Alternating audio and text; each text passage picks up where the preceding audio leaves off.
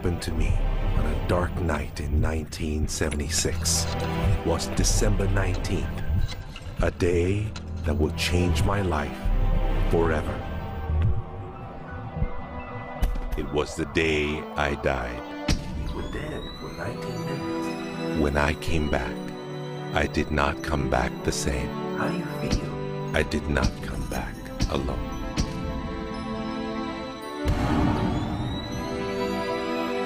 What seemed like days passed in 19 minutes. And over the course of the next few years, I began to remember the greatest mysteries revealed to me. Anything is possible.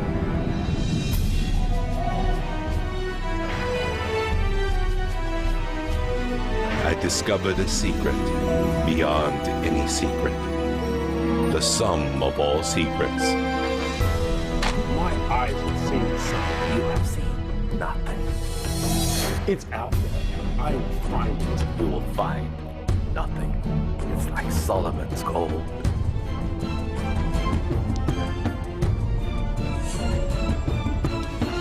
It was the key to Solomon's wisdom. The secrets of the Knights Templar and of the Freemasons.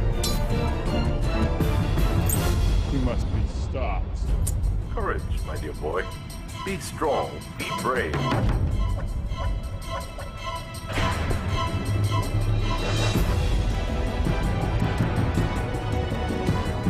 I challenged myself to find out everything I could. I found great teachers who knew this and began to seek them out.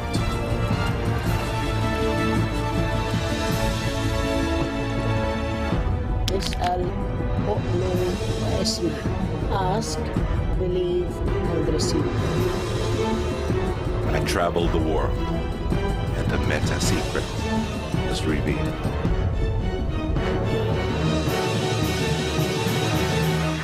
Time has come. I became a messenger to deliver all that was made known to me.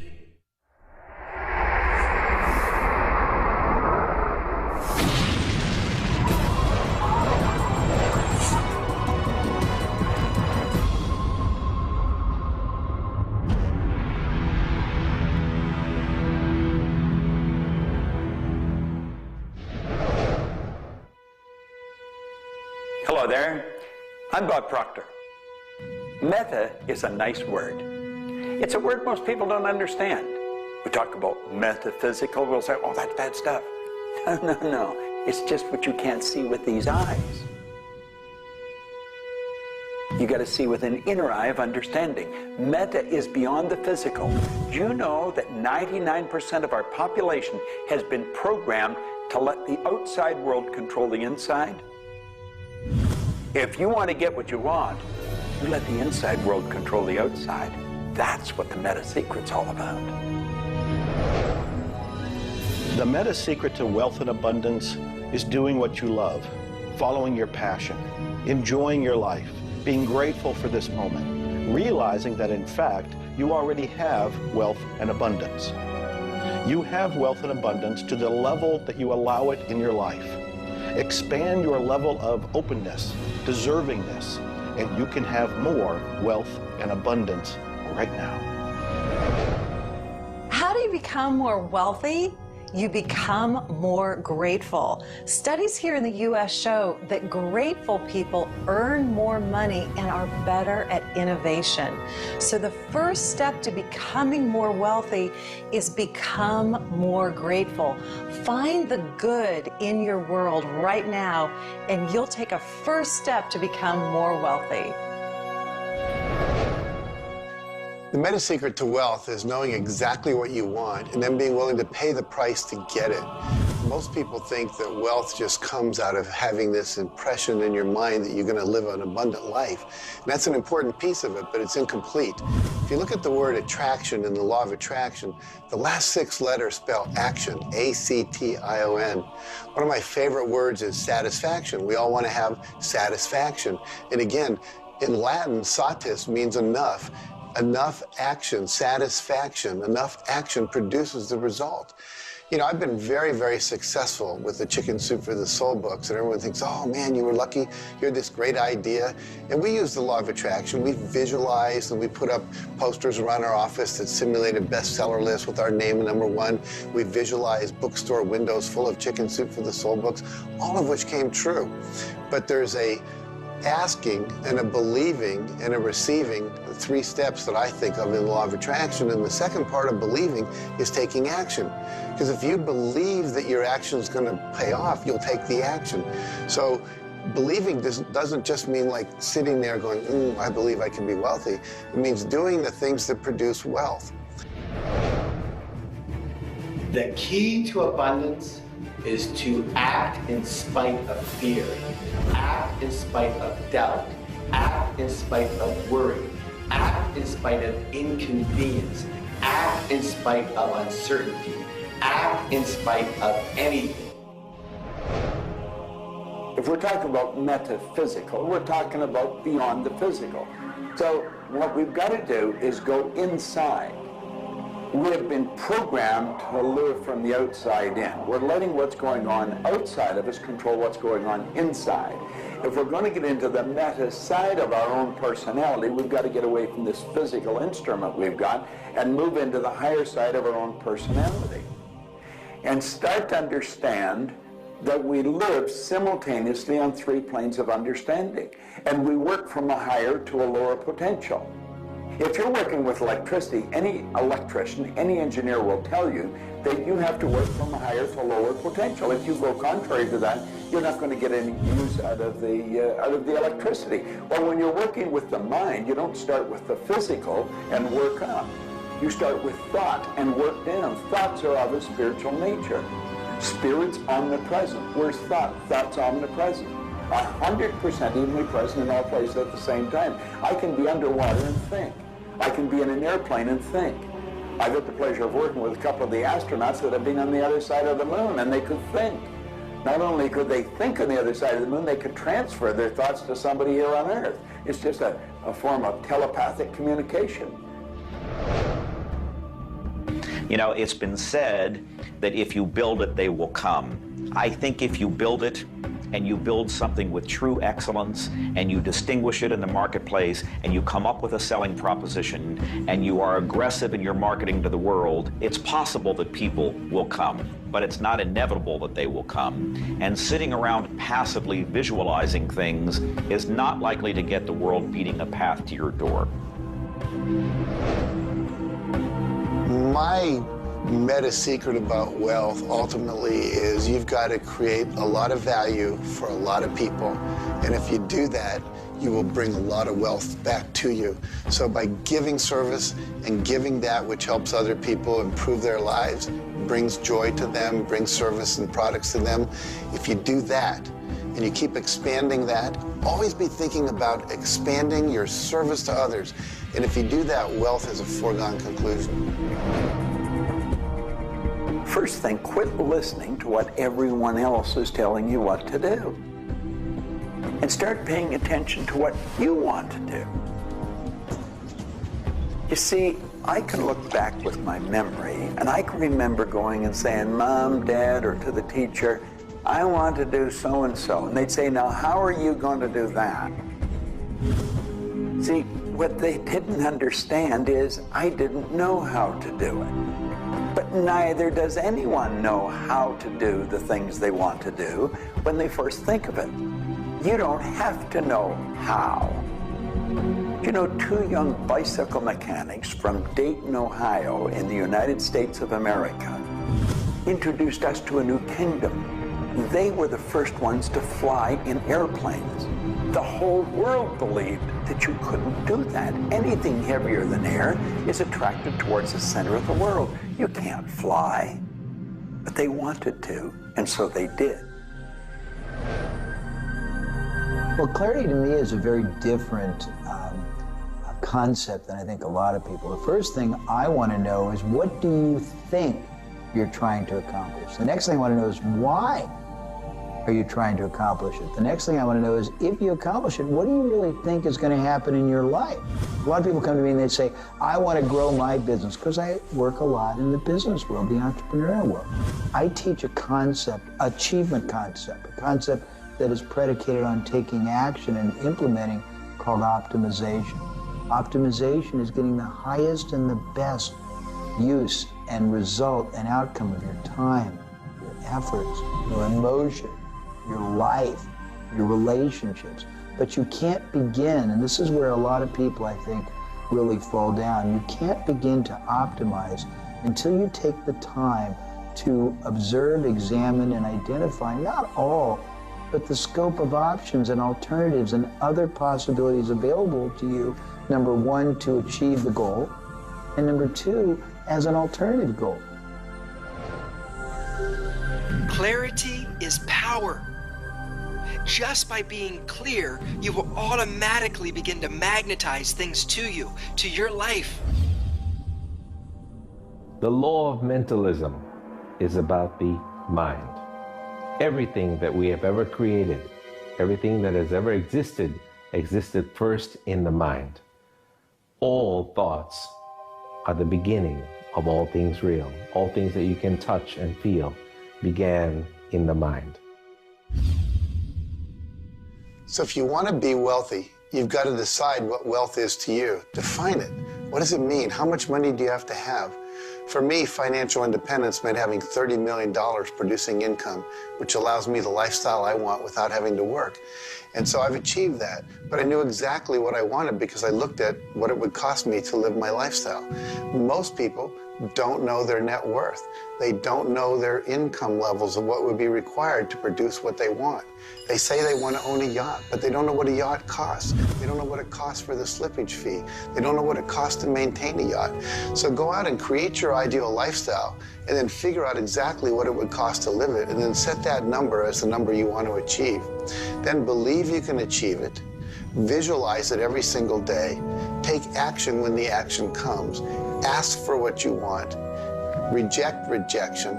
Give up any idea of failure. Just persevere until you continue on, until you produce the result you want. The law of attraction's a good starting point for thinking about how to improve your life.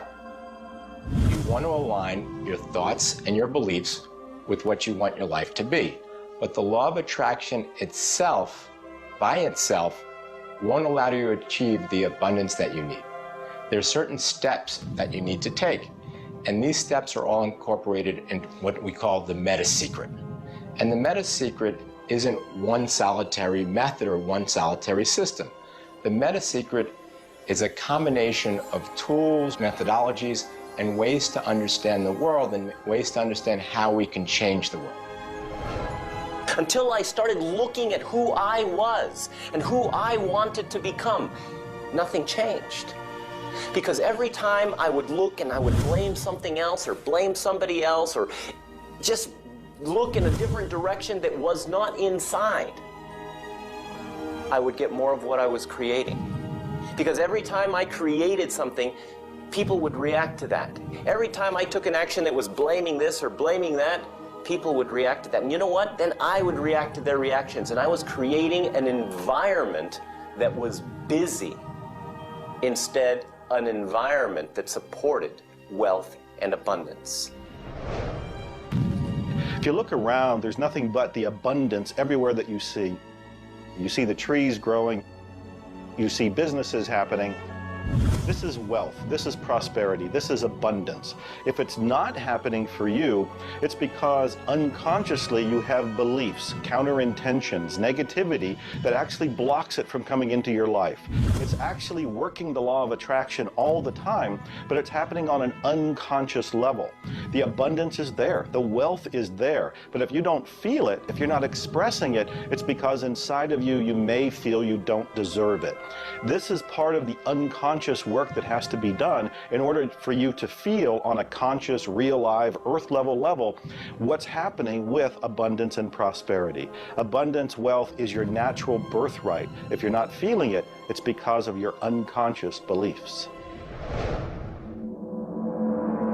The law of correspondence, simply stated, is as above, so below, as within, so without. The law of correspondence is simply attesting to the fact that we are human creatures physically present, but we have minds and we have spirits. So we exist in more than just one plane. We might even be multidimensional beings with multidimensional thoughts, and there may be more to you than just meets the eye. If you want to be wealthy on the outside, you first have to become wealthy on the inside. As above, so below. As within, so without. First, you have to become wealthy in your thoughts. Then you become wealthy in your outer expression of that. You have to have a wealthy attitude. You have to have a wealthy, abundant thought form about who you are and what's possible. And when you have that, it will start to manifest outside of you. If a person wants to take a quantum leap rather than incremental steps, they have to begin by understanding that they can do that. There's a marvelous little book. It's called U Square. Now think of what that means. If you square a number, you multiply the number by the number, don't you?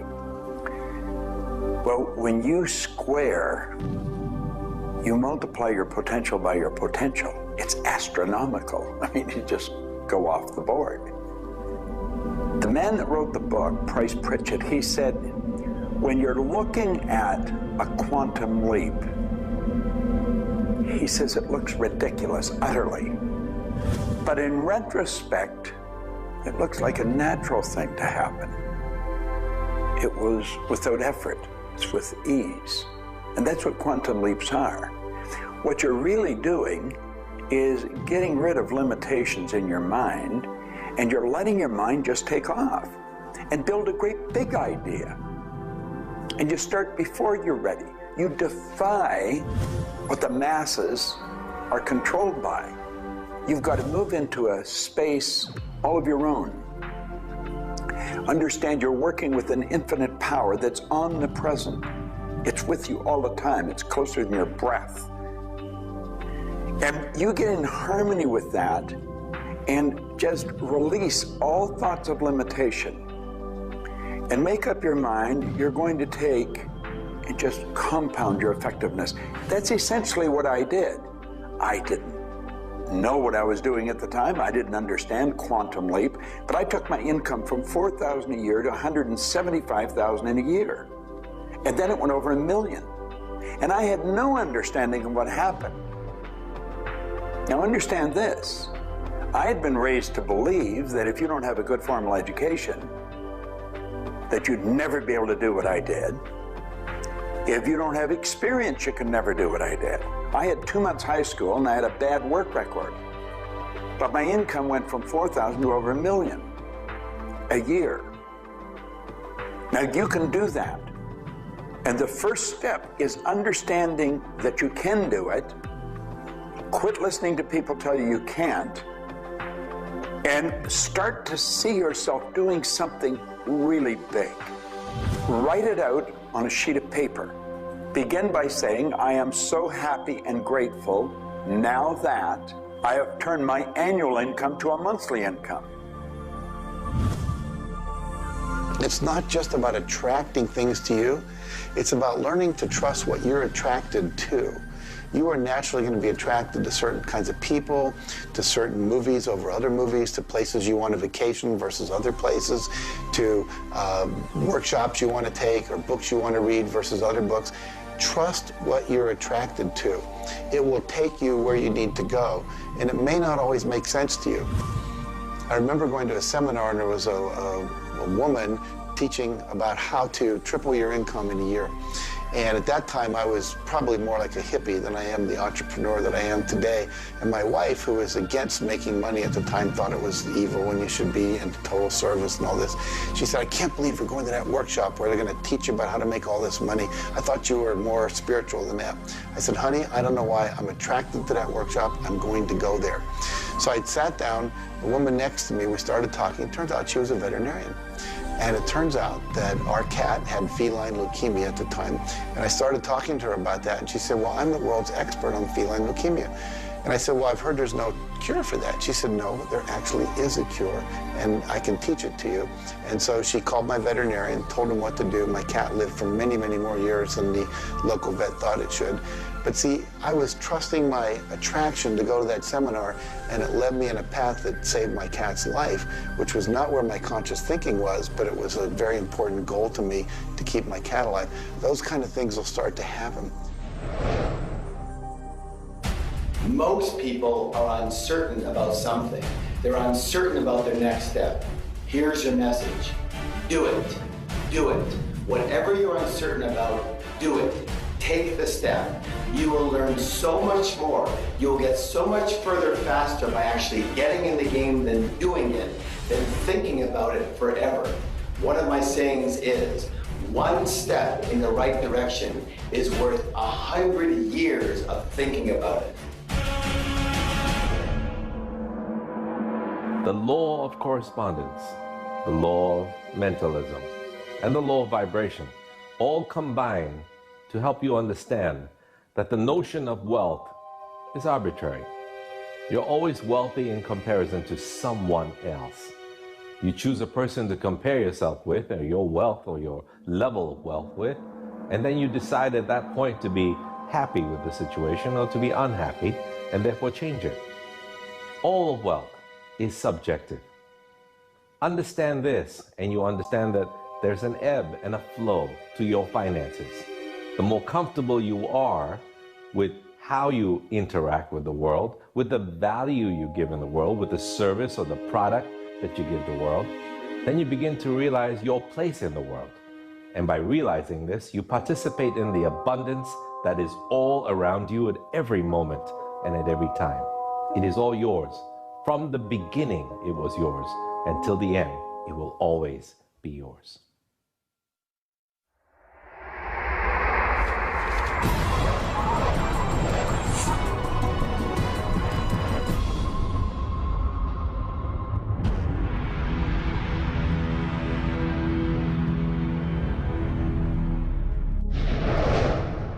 The meta secret to relationships is to know that the universe is giving you love right now. When you give love to the universe, when you give love to another, you will receive love in turn. Love is the essence and nature of relationship. Relationships are a two-way street. It's not just about taking and giving and receiving and getting what you want, but it's also about giving. I like to say that each person should take 100% responsibility for the quality of the relationship. Because if you take 50-50, whenever it's not working, it's going to be their 50%. So if you take 100% and act as if everything in the relationship, you're creating it, and when it isn't exactly what you want it to be, say, how am I creating that? Take that curiosity and use it as a tool. And when you get the answer like, oh, I'm not coming home on time, I'm not listening, I'm not doing this, then you have the opportunity to shift and do the thing that produces relationship. A friend of mine wrote a book called Making Relationships Work. And the idea is there is work in making the relationship work. So be willing to do the work. Give as much as you get. The more you give, the more will come back. To have a better relationship with anyone in your life, first you begin by having a relationship with yourself. Treat yourself the way you would your very dearest friend. Love yourself regardless of all the crazy shenanigans you pull. Believe me, I do this every day. So if you want a better relationship with someone else, love yourself. Relationships are part of what the universe is giving you as a gift. The first and most important relationship is the one with yourself. When you love yourself, you heal yourself. When you love yourself, you become a magnet that people want to hang around, and you begin to attract other people and new relationships. It's all based on love. It's all based on non-judgment. It's all based on total acceptance. The universe has a relationship with you right now, and the universe wants to give you more. Are you ready to accept it? The concept that I can't live without you is a tragic statement to me. The idea that I need somebody else to complete my life, I need somebody else or my life's not worthwhile is a very sad statement, and I think someone needs to take a good look at themselves when they say that. When you start to think that thought, stop for a second and realize life is full of stuff, and sometimes stuff is potholes, and sometimes stuff is bridges are out ahead, and sometimes there's a detour in life. I heard somebody once say that sometimes the most beautiful scenes in life are the ones we observe on a detour. Have you ever gone on a detour and realized that your life wouldn't have been the same if you hadn't taken that twist or that turn in your life? Next time stuff happens, take a look. Maybe there's something better right around the corner. The law of cause and effect tells us that there's no such thing as coincidences. Everything that happens in this world happens because of a reason. Someone, somewhere, created a cause. It may not be something you are aware of. It may not be something we can even begin to realize or see at this level. But at some level, someone, somewhere, or a group of people, or even us, may have created it. And so as a result, we see the effect. We see the effect around us. We see the effect everywhere on this planet. Everyone asks me, Jay, how in the world can I have a better, a happier, a richer, a more joyous relationship? And it's very simple. First thing is you got to slow down enough to be externally focused.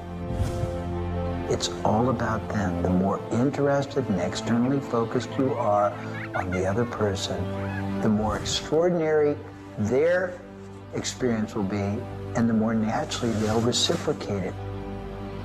The second, and you're watching me, and I've got a serious side, and you know that, but you got to get in touch with your childlike sense of curiosity, of innocence.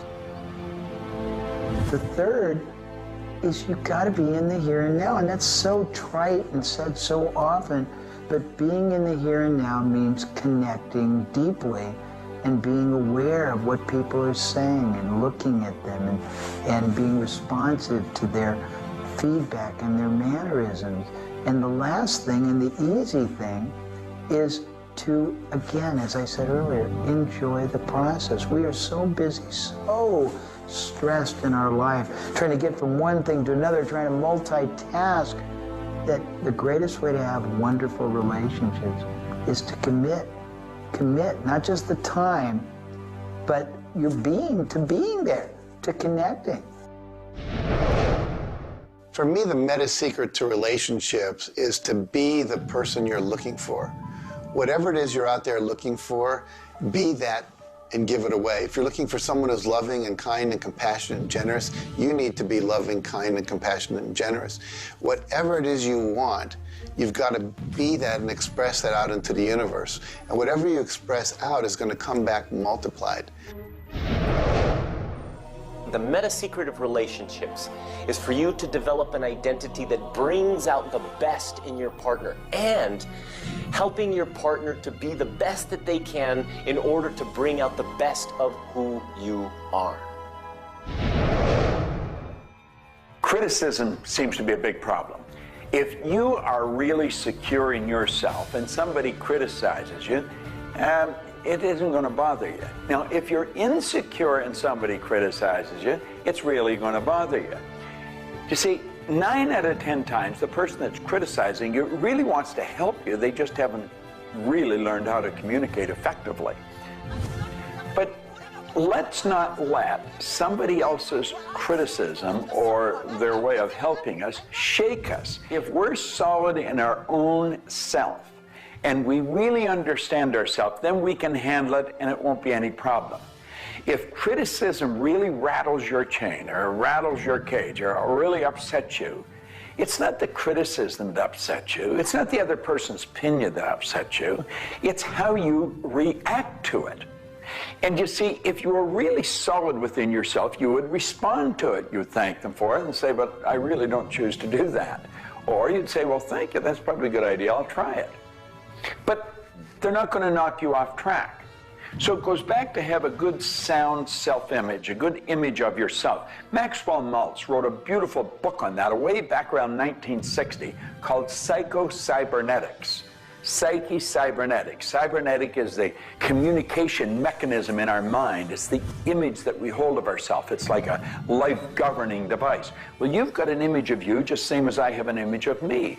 And our image controls how we walk, how we talk, how we dress, how we meet and greet people. And it also controls how we handle criticism when it comes our way. And it will come your way, just same as it comes to me and everybody. We want to be solid in our own belief about who we are and what we are. Let's really get to know ourselves. And then, rather than react, let's respond. It doesn't matter how they approach, whether they're diplomatic and trying to help us or whether they're trying to find fault. It won't really make any difference. We will listen to what they have to say, listen to it, and then we'll either accept it or reject it, but it isn't going to affect the relationship with the other person one bit. There is masculine and feminine in everything. Nothing is entirely masculine, nor is it entirely feminine. We have different aspects of yin and yang, of harshness and softness, different aspects of masculinity and femininity in everything. If you take a look at life and see it all as a combination, see how we are always living in combination, then you begin to realize and to also appreciate the law of gender. Relationships are about communion, taking our life and making it sacred through connection with another human being. So communion and making sacred is what relationship is all about. You know, there's a lot of lonely people around. And if you're lonely, I'm going to let you in on a secret. You're always going to be lonely until you become friends with yourself. If you're looking for company outside of yourself, you're looking in the wrong place. You want to go inside. And when you get to really look at you, you're going to feel so good about you. You're going to love yourself. Now, you see, as a little kid, you were probably taught, don't love yourself, that's conceit. I know I was, and most of the people I know. That's not conceit. That's a healthy, conscious awareness of who we really are. I'm not talking about an ego trip. I'm talking about really becoming acquainted with yourself. You've got to build a good relationship with you, or you're always going to be lonely. When you get angry, look at it as, okay, this is a gift. I need to release something here. And in that process, relationship becomes a school for growth instead of just like it's someone that's going to please me. Look at how can I serve them and how can I learn from them, as opposed to how can I manipulate them to give me all my needs met. If you do that, you're going to end up with a much better relationship. If you're in a relationship where you're not experiencing full love, the way to change it is not by changing the other person. It's by changing yourself. You look within yourself and you start to feel grateful for everything about you. As you change your relationship with yourself, magically, the outside relationship will change as well. You will suddenly see it transformed. You will suddenly see that there's love in that relationship with that other person. But you don't change the other person, you change you. A lot of people spend valuable time in their life focusing on the past. I could probably spoil your week if I reviewed the first 26 years of my life. My life was a mess. And you know, at the end of 26 years, imagine living for 26 years and looking at yourself, you're unhappy, sick, and broke. I had a guy look at me and he told me I was one of the most miserable people he had ever met. And he was right. I was plain miserable. He said, you're always sick. I didn't have a terminal illness or anything, but I was always backache, headache, or something, and I was always broke. He said, why don't you change it? Well, as long as I kept focusing on what led me to this point, which was a bad trip, I was going to create more of the same. And he said, let it go. Forgive it. If you're looking for love and not finding it, it's no doubt because of a lack of forgiveness in some area of your life.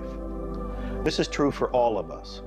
You want to look in your life, look at your past, look at all of your relationships, and ask yourself, where have I not forgiven? Myself, my parents, my siblings, my neighbors, my relatives, my business partners, where have I not forgiven? When you go and forgive, you release the energy that allows the law of attraction to bring new love and new relationships into your life. How do you do this? You look and ask yourself, where have I not forgiven somebody?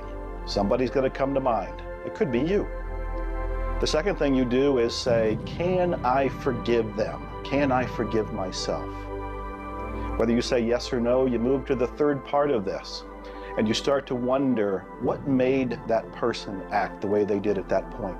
What made me act the way I did at that one point? And you start to go deep into understanding the psychology of behavior, and you realize we're all doing the best we can, yourself included. At that point, when you can forgive yourself and you can forgive these other people, whoever it might be, for whatever may have occurred, when you forgive them, you release all of the energy that's been stuck psychically within your own mind and your body and your soul. And when that releases into the universe now has an open pathway to return to you new love, new relationships, new blessings. It all begins with forgiveness, and you can do that right now. When we talk about love, we're talking about the greatest word in the world. Leadership is a great word, but no word compares with love, because without love, you're dead. There's life in love. There's forgiveness in love. There's really everything. There's thankfulness in love. Now, the problem is learning where do we start, because we find sometimes in families there's no love. In marriages, there's no love. But we quit looking around and we start learning. It begins with me. And when we start learning, we're not too loving ourselves. And it begins with your learning. To me, you could say you're loving, but unfortunately, you love people you like. Love has to be unconditional, loving those you don't like. Now, in my case, when my wife married me, she said she loved me. I told her I loved her. But as soon as we got married, I would say, I love you. She said, well, why don't you act like it? I say, I do act like it. She says, you have a funny way of showing it. I say, well, I love you enough to die for you. She says, try living a little. And so I discovered, as loving as I was, I didn't fit her definition. The law of gender, the law of vibration, and the law of rhythm. All of these figure in relationships. You see, love is a dynamic. Any relationship is a dynamic. When you are actively relating, that's when it's alive. That's when it's fun. When you sit back and you start to look at the relationship, then it becomes static. It becomes a relationship to be assessed, to be looked at. But when you're relating to your partner or your spouse, amazing things happen. It's dynamic, it's moving, it's alive. And that's what all love is supposed to be, alive, and so much more fun. Changes happen all the time. We change. Human beings change. You change, I change, we all change. But if you can change together in the same direction, amazing miracles take place. Words, feelings, thoughts are all aligned. And all of a sudden, You can take on any problem, and it's not an issue. That's what relationships are all about. That's what relating is all about. That's what love is all about.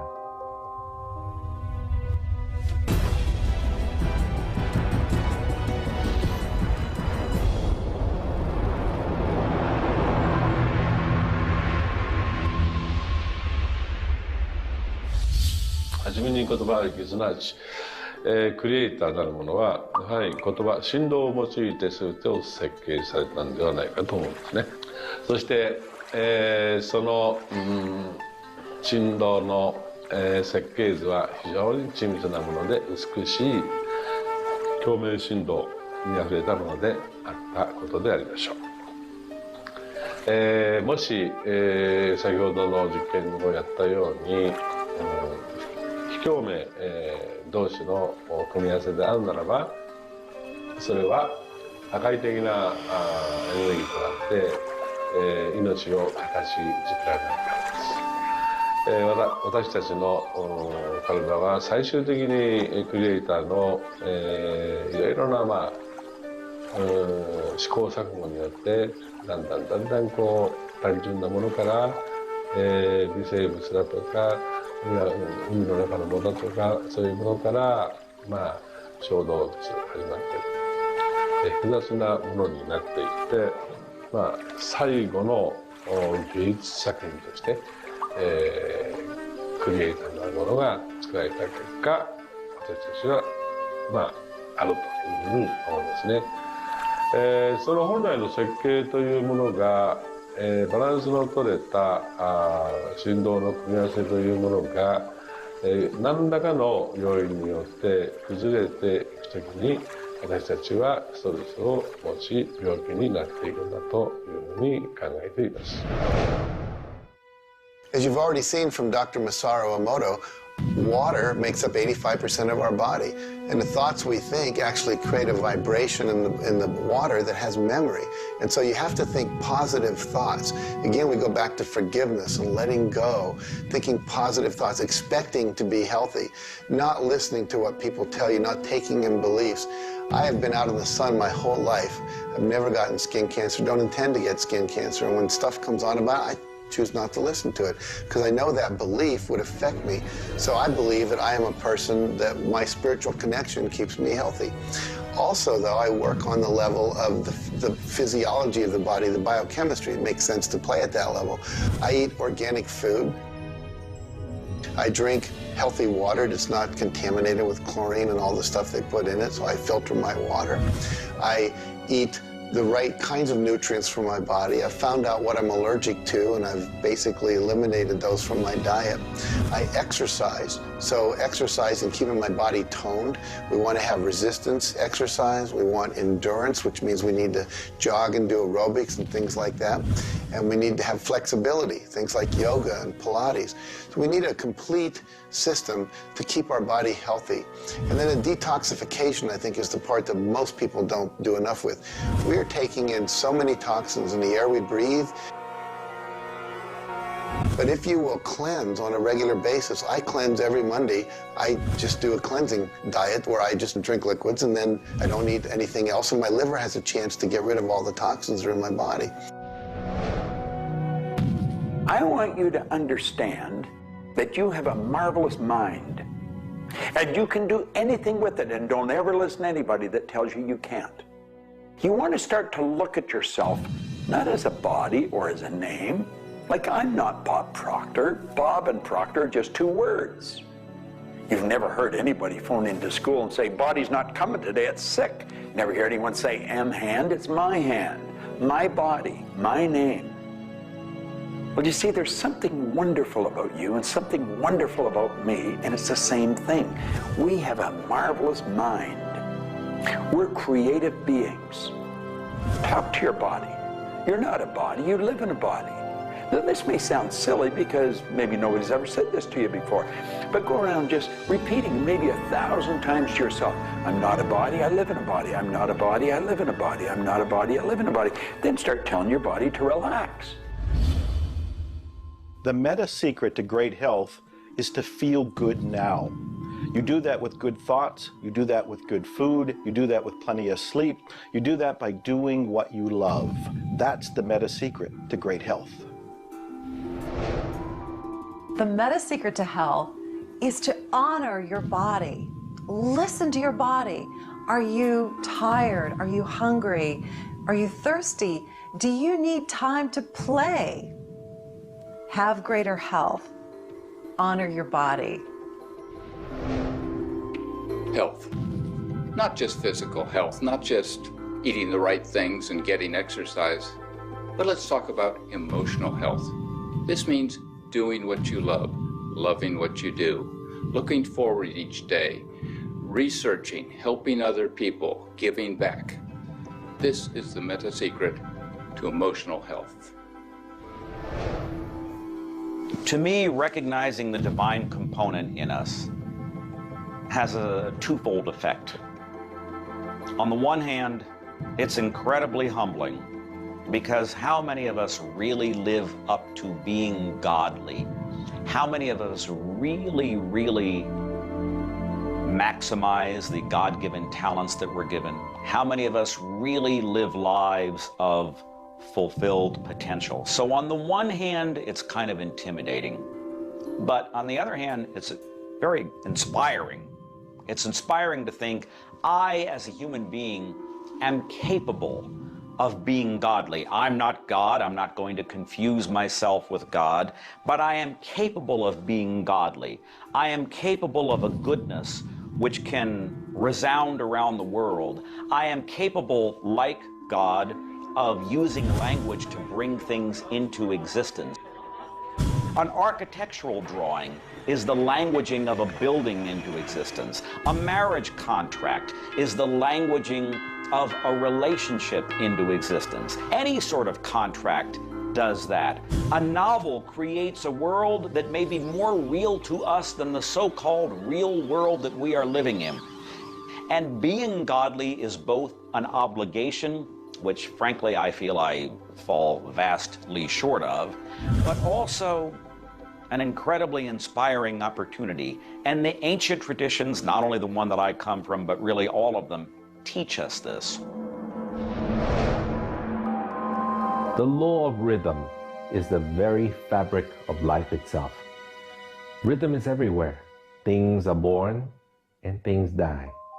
We move into a season and we move out of a season. We go within and we go without. We change.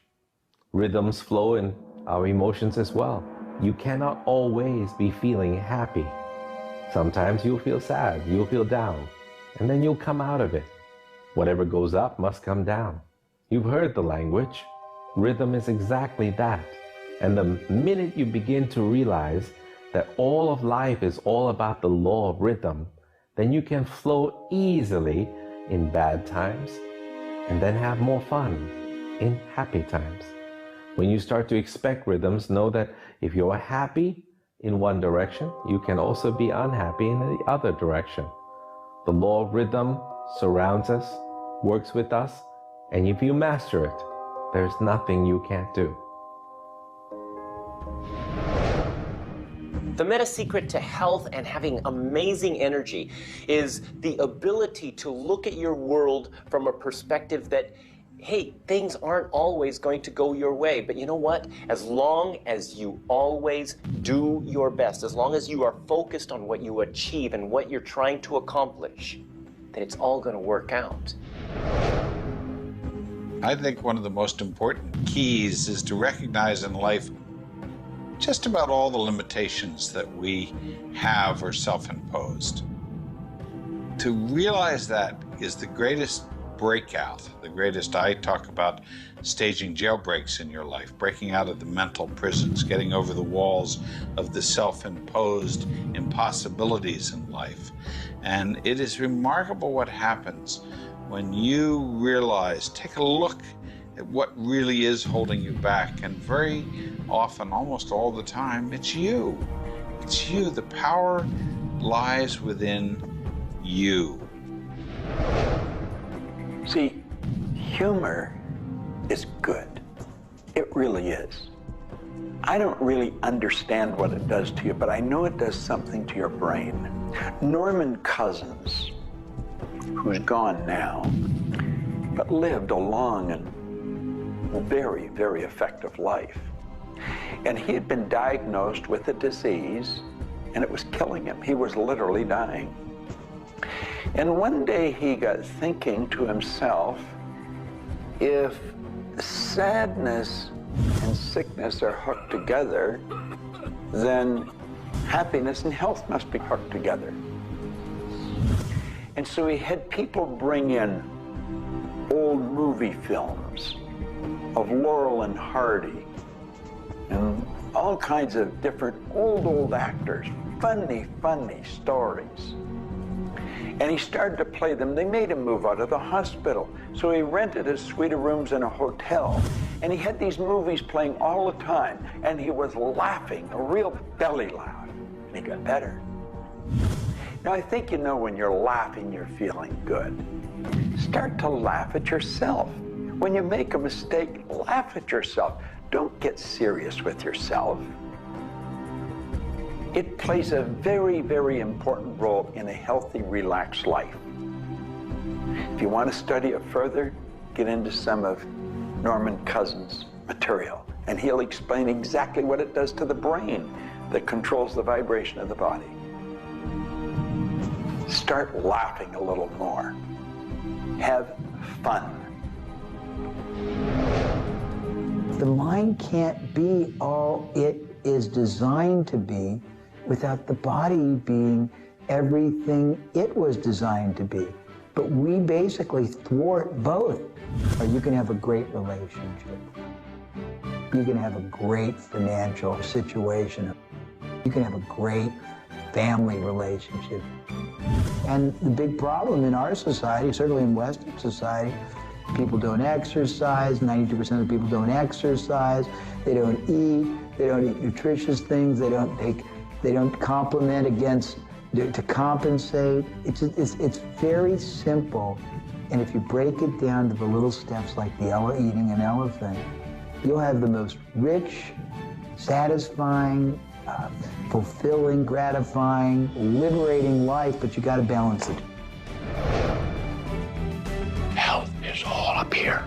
All I know is right now, I don't have a voice, I don't have much sight, I don't have a hearing. My strength is gone. However, I have never been more excited and thankful in my whole life. The law of vibration simply states that everything is in motion. Nothing stays static. At some level, even though something may appear as if it's not moving, its molecules are moving, its atoms are moving. Everything vibrates. Not just your thoughts, everything. Now, I do understand that disease cannot stay in a healthy vibration. It just cannot.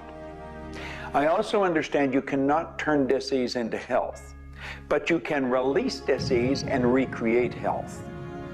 You see, your body is changing at the rate of millions of cells every second. And it's the thought patterns that you hold in your mind that control the vibratory rate of the body. Your brain is an electronic switching station.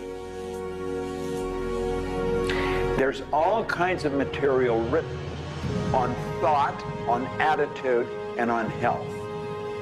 And I do know this. If you are suffering from a physical disease, quit talking about it, quit thinking about it.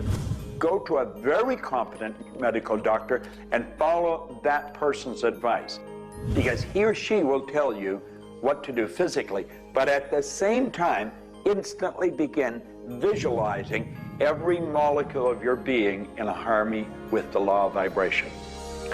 Now, I would have an affirmation that I would repeat. I am so happy and grateful now that every molecule of my being is vibrating in perfect harmony with God's laws. My body is getting healthier and stronger and more vibrant every minute of every day. And repeat that. Treat it like a mantra. I can't predict what's going to happen for you personally, but I do know that hundreds of people, if not thousands of people, have experienced healings and cures by beginning to change their thoughts about what's going on in their body. In my book, The Attractor Factor, I talk about a person who had cancer. She experienced the idea of forgiving everybody and everything in her life, and she went through the process of doing that, working with a coach. She then went back into the doctor's office. They opened her for surgery, and there was no cancer. It was gone. By forgiving everybody in her life, including herself, she transformed her body. She reached this place of healing and this place of peace. And as a result, she experienced a cure. If you're finding yourself sitting here watching this and you're ill, you've got a chronic condition, you're sick, what you need to do is a couple of things. Number one, you need to first work on your attitude. You need to believe you can get healthy. You need to not believe anyone who tells you you're going to die, or it's terminal, or it's going to take a long time. Literally, we know that we can get rid of a disease in minutes, in literally minutes. I had a cold once, and a person literally did an exercise with me. My nose dried up, my fever went away, the achiness went away in 5 minutes. So we know the power of the mind. We know that you have to forgive and release. So much work now being done on cancer, where we know there's resentment, and different forms of resentment will come into different forms of cancer in the body. So it's critical to get yourself aligned with spirit.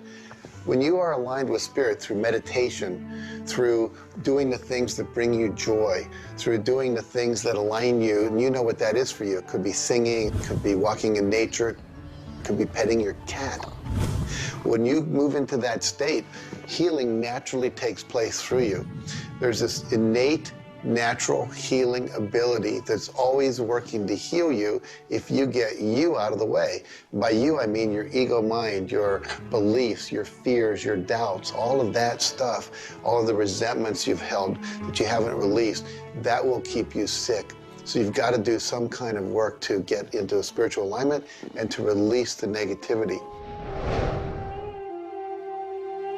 Emotional pain is very real. It's like sorrow and grief. Like grief comes in waves. It just sort of overcomes you and then sort of fades away. You could have experienced some traumatic situation, anything from rape to the loss of a loved one, or being held up, where somebody invaded your privacy in some way or another. And it causes deep emotional pain. What we want to realize is that we are bringing that on ourselves. You say, well, wait a minute, you're not bringing it on yourself. No, but you're reliving the situation. We've got to separate ourselves from the incident, from the situation. We've got to realize that it's a very real part of life, and attempt to separate ourselves from it and deal with it as best we can, and then let it go. Otherwise, we're going to carry it with us, and we're going to keep experiencing it over and over and over again. どうやってわかるか。振動という、まずそもそもその水の結晶とは何かということになりますけどね。結晶というのはやはり情報だと思います。で、情報というのはバイブレーションですね。で、バイブレーションのデザイン家が雪の結晶あるいは水の氷結結晶という形になって現れてきていると思いますが、やはり我々がなんで美しいとか醜いだとかそういうような認識能力があるのか、あるいはそれだけには全人類本当に一緒の価値観を僕は持っていると思いますが、それはもうやはりクリエイターがそのように設計されているからだと思うんですね。それが崩れちゃったらもうこれはもう本当にどうしようもないんだけど、その美醜というのが我々の美しさ、ごめんなさい、バイブレーションの健全さということにつながっていると思います。水は神が自分の意機あるいは意図をまんべんなくこの宇宙に伝えるためのキャリアとして、作られたものだと思いますね。ですから水が別の言葉で言うならば神の、一種のメッセンジャーということになると思いますね。それの形が大げさで言えば結晶という形で表されていると。で神にとって、ふさわしくないなと思うような現象については水はやはり結晶的にノー、良いものはイエスという判断を示すというふうになっていると思うので、それがなぜできるのかということになってくると、これはまた僕にとっては来世の研究課題かもしれません。Stress is caused, in my opinion, when we take our power and give it to the problem. We want to maintain the power. I'm in control of me. The power is going to stay with me. I am not going to let the condition, the circumstance, or the challenge that I may be facing control me. You can make a decision right now that you are going to maintain your power and you're going to let everything outside stay outside, and you know that when you're in a totally relaxed state, the solution to problems come. Quit getting involved in these sophisticated stress management deals. Release the stress. Let it go. You're in charge of your body. Just say peace, be still. Visualize a beautiful lavender energy flowing right into the crown of your head and circulating right through your body. And then start to imagine every molecule of your body vibrating in perfect harmony with God's laws. You're totally relaxed. You're in charge of yourself. There is no stress where there's relaxation. Be calm, peace, be still. Don't even use that word anymore. Get rid of it. Release it. The laws of cause and effect, of rhythm and polarity, come into play when we talk about your health. Your body is an amazing symphony. Amazing miracles taking place on every part of your body. And what holds it together are fields of force that we cannot even begin to understand. Every day, your cells are renewing until you have new organs generated all the time. Your body and your cells are repairing themselves even as they remove toxins from your body. I can't help to wonder sometimes if you gave that entire symphony a wonderful environment filled with fields of happiness and radiant joy and vitality, how that growing, renewing process might work a little bit better, sort of like happy children in a playground.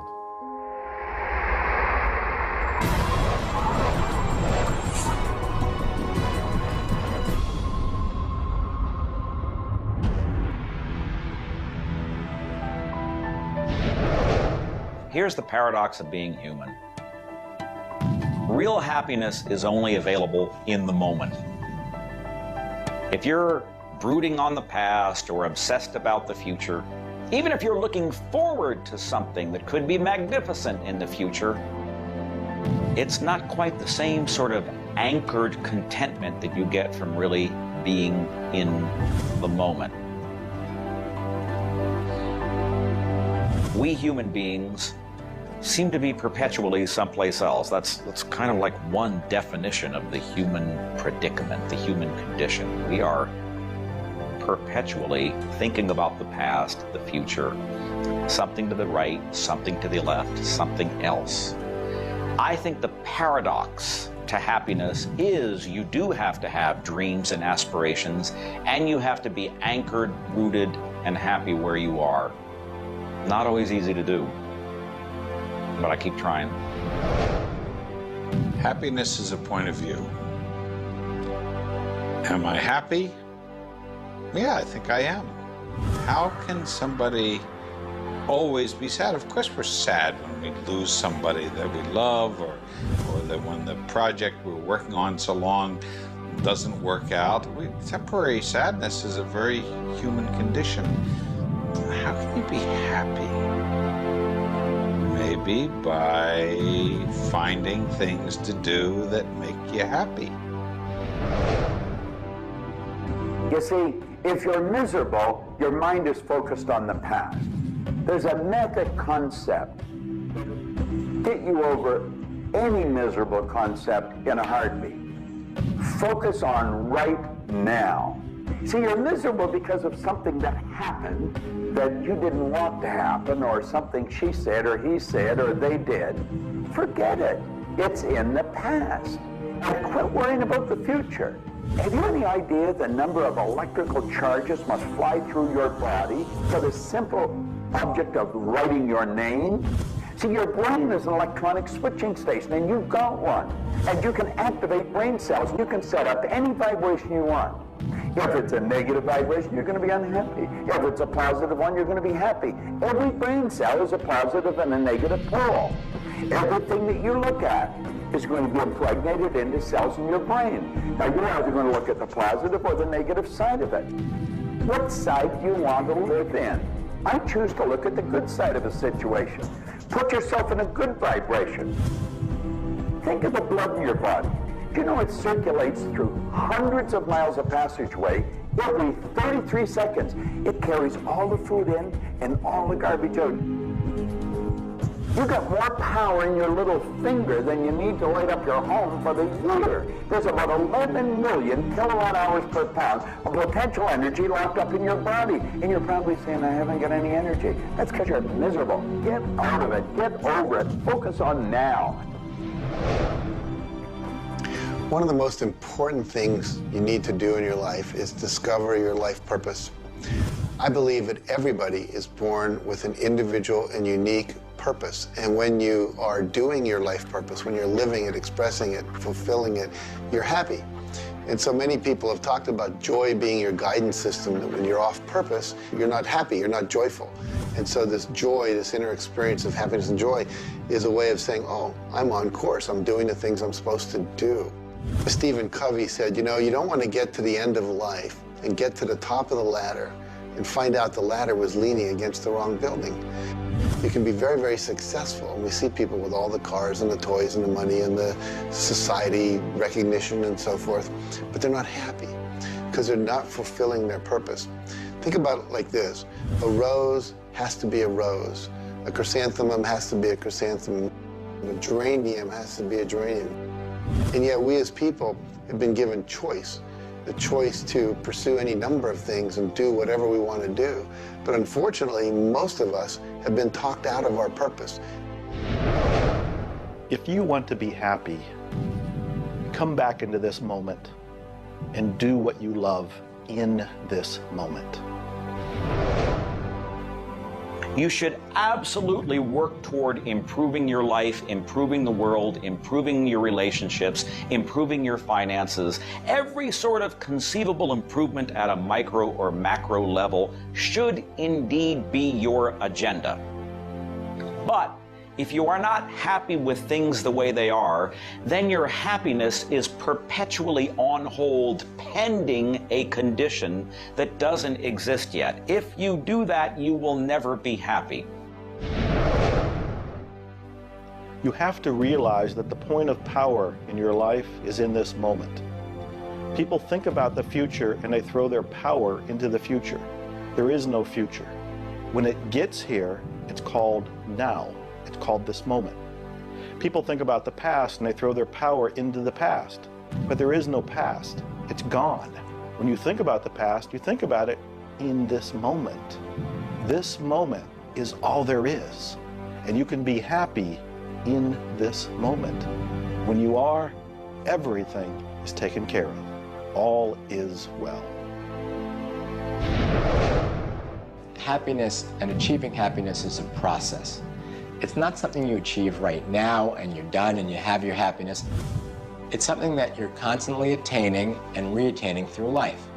And the way to do that is to really understand what brings contentment in your life and to achieve that.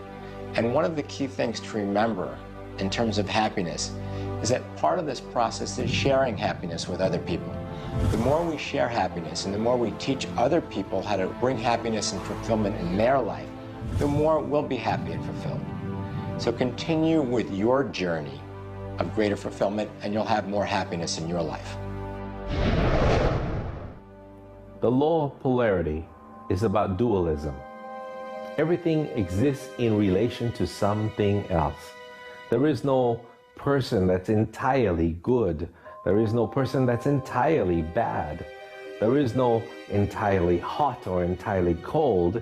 It's always hot in relation to something else that's colder. It's always colder in relation to something else that is hotter. We move in directions as opposed to moving in a static field. We always move from one place to another, from one thing that's more pleasant to something that's less pleasant, or something that's unpleasant to something that's more pleasant. There is a movement, and this movement exists because of polarity. Happiness is what you want, and happiness you can have right now. Why aren't you feeling happy? Why isn't anybody feeling happy? Because psychologically they use unhappiness as a motivator. They think by being unhappy, angry, desperate, frustrated, whatever the feeling might be that's not happiness, that it will whip them forward. It'll make them take action. And it's something that actually shoots themselves in the foot. Because when you are happy now, which is available to you right now, you know what your choices are. You can see what your decisions are to be, and you can more clearly decide on what to do next. It comes into really understanding something about ourselves. We should start at a very early age, and we should ask ourselves, who am I? You know, what really makes me tick? And get to know ourselves. We're in a hurry to get a car or build a business or buy a house. We should introduce ourselves to ourselves. School hasn't done it. Our parents aren't doing it. You go to work for somebody, they're not going to do it. So if you don't do it for yourself, you're not going to do it. This deals between you and yourself. Pogo said, we have seen the enemy, they are us.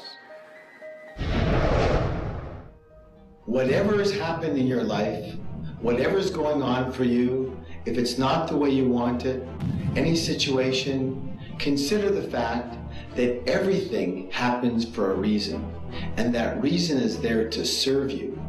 How can you reframe this? How can you relook at this in such a way that helps you, that supports you, that puts you on the path to success and positivity again? It doesn't help you to be negative. It doesn't help you to wallow. All that can do is bring you down. It's time to change your mind. It's time to reframe, relook at it, have a new perspective, a new view, and put this in the light of this was there to serve you. There's no accidents in the universe. This happened for a reason, and that reason is there to help you. We grow up with the idea rich people aren't happy. Well, I know rich people that are laughing. They're very happy. And of course, I know people that are very wealthy and are very unhappy. I remember old Nightingale one time saying, since it doesn't make any difference whether you're rich or not, if you're happy or not, you might as well be wealthy. And then if you're miserable, you can at least be miserable in comfort. We've got to understand that all the money in the world is available to us, but we have to earn it. Now, that does not mean we should work. This is where the meta secret really comes into play. Working happens to be the very worst way to earn money. We should work for satisfaction. People should go to work at what they love doing. When we think of work, what we're really talking about is how we spend our days. Work has probably a bad energy attached to it. We should spend our days doing what we absolutely love to do. When it comes to the fear of failure, you look at your life and you ask, if I pursue my dream, my passion, my love, and it doesn't work out, will I still be okay? Can I still love myself? Will life still go on? When you realize that the answer is yes, you remove the fear of failure. When you remove the fear of failure, you have energy to go forward and actually make it a success. Well, what about the fear of success? When you are successful, you can make a difference in the world. If you really want the world to be a happy, prosperous place, Contribute a happy, prosperous person to it. You. The meta secret to happiness is that there is perfection in imperfection. That when we accept our environment for what it is and the people around us for who they are, we can make a big difference. Happiness. What makes you happy? Everyone is not the same. For me, it's research. I love researching and writing and putting multimedia programs together. And this allows me to do something else that I love, traveling the world. I travel more than 6,000 miles, that's 9,000 kilometers, every week. I've been to more than 52 countries. I board an airplane every 2.5 days. I've been around the world more than 16 times in just a couple of years. I enjoy that. Meeting new people, meeting new audiences, helping people. What makes you happy? That's what makes me happy.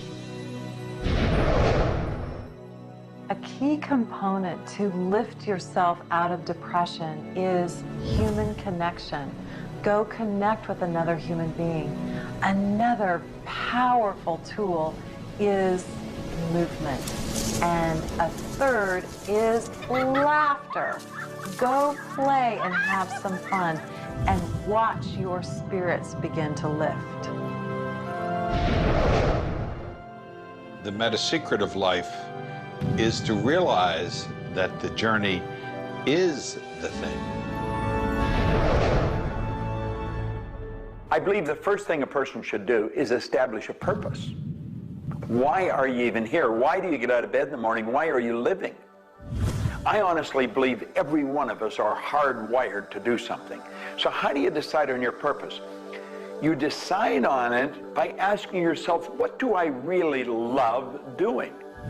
So you have your purpose. This is what you're going to do with the rest of your life. And then you build a vision. Then your goal is taking a bite out of that vision. Now, when you do that properly, you're going to love what you do. When you wake up in the morning, you can't wait to get going, and you're going to be doing it until you go to bed at night. Therefore, all of your day, all of your hours are filled doing with what you love to do. That's called living. Everything else is dying. See, there's a basic law of life. It says create or disintegrate. You're growing or dying. Find out what you love, dedicate your life to it. Most of us, when we approach happiness, are looking for someone out there to make us happy, some event to occur, and then we'll be happy. If I get to the retirement stage, if I get my car, if my wife is nice to me, if my son comes home on time, then I'll be happy. The truth is, happiness is an inside job. It's a choice. When I have an expectation on how someone else should be, I've given my power over to them. What I want to do is simply learn how to create joy and happiness inside myself. And we can do that in numerous ways, by doing the things we love, by focusing on the good qualities in ourselves, by choosing to focus on the good qualities in others instead of being judgmental. Once we realize that happiness is an inside job, and I get to be as happy as I choose to be, not as happy as other people make me, the reality is I can move into a state of pretty much constant joy and bliss.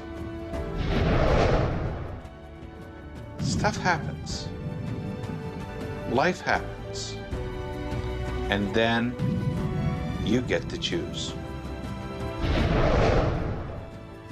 Look, you have a mission to do. You have to find meaning in your life, and you have to share it with others. There's a whole world out there that is suffering, that is in survival. They are grieving and they are hurting. You and I can make a difference. You begin right now by looking at your life, no matter what's going on in your life right now, and you find the good in it, the positive in it, the growth-oriented reasons for whatever it happens to be. You find the good in it, and whatever is happening, you turn it into something positive. You turn it into something good, and you go and share it with the world. You will become an inspiration to others. People model other people's behavior behavior, and that's how the world changes. You be that inspiration for success. You be the model for change. You be that person that has meaning in their life, and you will give meaning to yourself and others. It all begins with you. You have always had, you have at this moment, you will always have in the future, the power to achieve, to accomplish, to have anything and everything you want in the terms of monetary, wealth, prosperity, in terms of health, in terms of happiness, relationships. However, it will never, ever occur until and unless and until after you first are clear on the specific goals. Number two, you are very clear on the action steps. Operative word is action steps you have to take. Number three, you have an action step-based plan, a strategy, and the steps are just the tactics. You implement it in a timely, regular, scheduled way.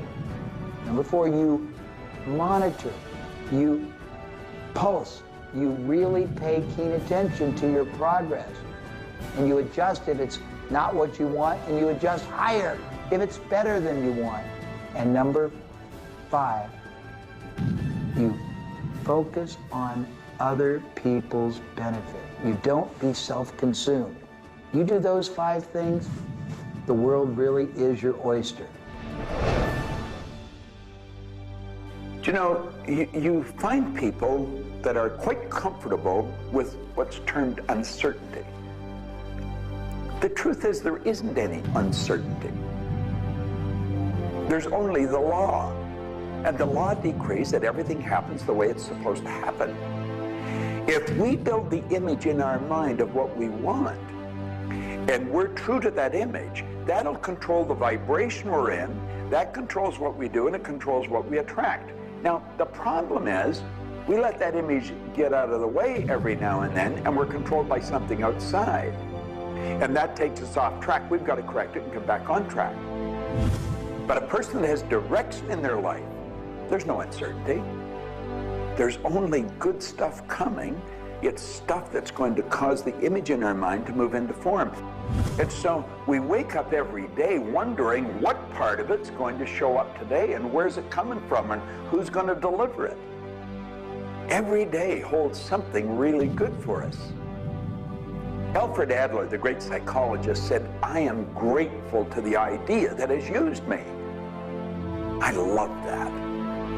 Get a big idea and understand that you're going to see it move into form, and that's just as certain as the night following the day, because that's governed by law too. The laws of correspondence, of vibration, polarity, and rhythm come into play when you talk about the meaning of life and happiness.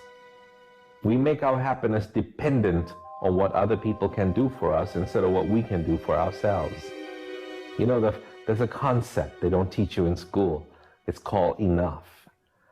Sometimes what is enough for one person may not be that way for somebody else, and we want more.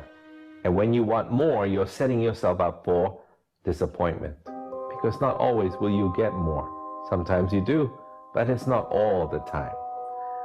I don't know who told us on this planet that everything is going to go our way. Sometimes things will go your way, sometimes they won't. We've got to learn to accept this. That's the rhythm and the flow of life. All of life is filled with possibilities. And when you see possibilities, well, it allows you to accept failures as not final. Failures are learning lessons. The American Indians, the Hopi Indians in the Southwest, well, they have a belief. Every day they wake up and pray to the Great Spirit, and they say, "Oh, Great Spirit, allow us today, this day, to make 20 mistakes."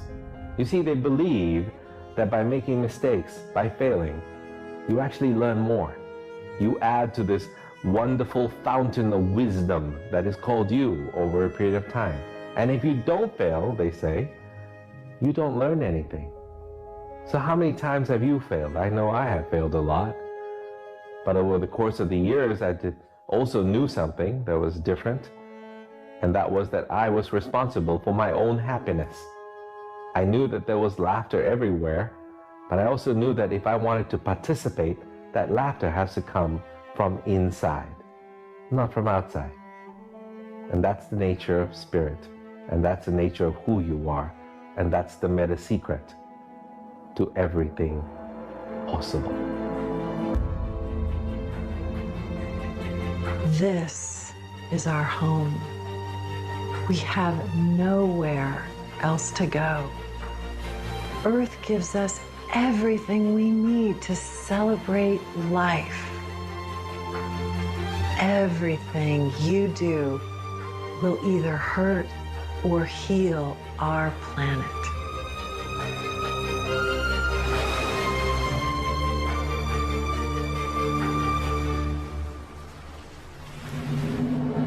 You were brought here to learn many lessons. To learn how to love who you are, where you are, and the people you surround yourself with. Just remember that you carry within yourself everything you need for the fulfillment of your life's purpose. You are the sum of all of your experiences, all of your choices, and you are a work in progress.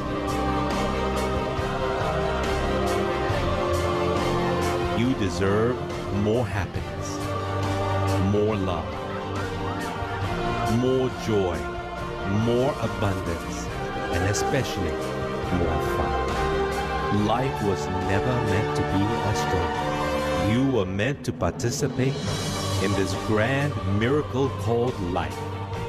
And as you begin to look all around you, start now to taste, smell, hear, and touch with your heart the abundance that surrounds you. You are indeed spectacular beings of light.